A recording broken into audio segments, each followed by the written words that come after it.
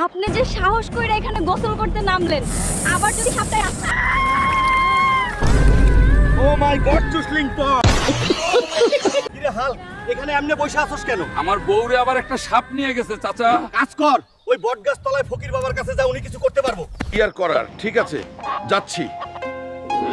বাবা গো, একটা আমার বউরে নিয়ে গেছিল, আমি ফিরিয়ে আনছিলাম, আজকে আবারও নিয়ে গেছে, কিছু করেন। এই নে ঔষধ, সাপটার কাছে গিয়ে এটা খাবি, তাইলেই হবে। জলদি যা, আমি নিয়ে যাচ্ছি। ফকির বাবার ঔষধটা খাওয়ার পর